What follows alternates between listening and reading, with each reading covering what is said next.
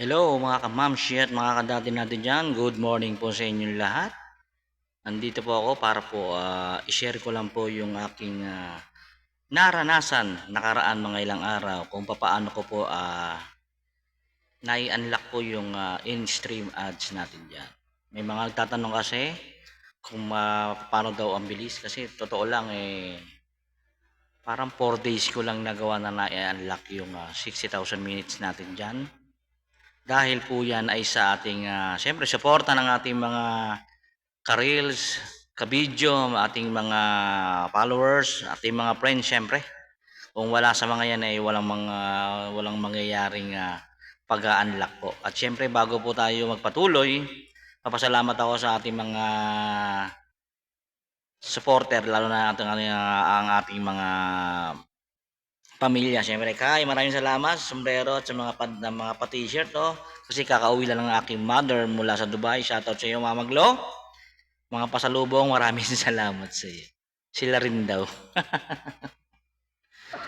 Diba? May mga papalakpak pa tayo. Okay. Paano ko ba nai-unlock yan? Unang-una siyempre gumawa po ako ng reels. Siyempre, paano ako gumawa ng reels? Dahil yan po sa remix the reels. Totoo po yun. Kasi naghanap ako talaga paano may unlock yung 60,000 minutes. Napakatagal po niyan. Kung magla-live ka or gagawa ka ng video, matagal po. Kaya naghanap talaga ako ng kung paano. May nakita po akong isang content creator na gumawa po ng reels na yun. Kaya pinanood ko at ginawa ko naman. At sa awa po ng ating Diyos napabilis po yung aking pag-unlock niyan. Ang reels niya po ay sabi niya 2 weeks daw, sabi ng isang content creator. 2 weeks po niya na i-unlock yun at napabilis yung 60,000 minutes. Pero sa akin aking karanasan naging 4 days lang po na i-unlock ko na ngayon po. Okay, maraming salamat po sa inyong lahat. Legit po talaga yung pag-re-remix the reels. Kaya maraming salamat po sa mga content creator din na nag-o-open ng kanilang remix the reels. Dahil kung wala po yan, hindi po tayo makakapag-remix. Kaya maraming salamat din kay Meta, kay Facebook dahil ginawa niya yan, napag-isipan din niya yan.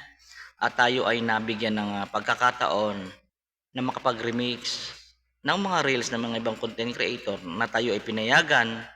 At sa ganon ay tayo po ay nagkaroon din ng pakinabang. Kaya ang gagawin naman natin ibalik sa kanila yung mga pasasalamat. Kaya mga kamamshi, kadadi, maraming salamat sa inyo sa suporta at sa mga ano ba bang tawag doon, yung mga nagbibigay ng halaga sa ating mga video-video sa panonood nila. Maraming salamat po. Patuloy niyo po akong suportahan.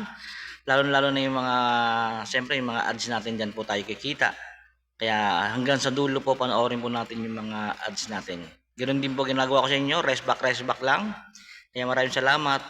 At kung tatanong niyo naman po kung paano mag-remix na reels, kung paano magkaroon ng tutorial, i-PM niyo lang po or i-comment niyo po kung gusto niyo pong magkaroon po tayo ng tutorial na gano'n. Para sa iba kasi hindi nila pa rin alam kahit na matagal na po sila nagpe-Facebook, hindi pa rin nila alam yun. Kaya kung gusto niyo po magkaroon ng tutorial, mag-comment lang po kayo dyan para gagawa po ako kung paano po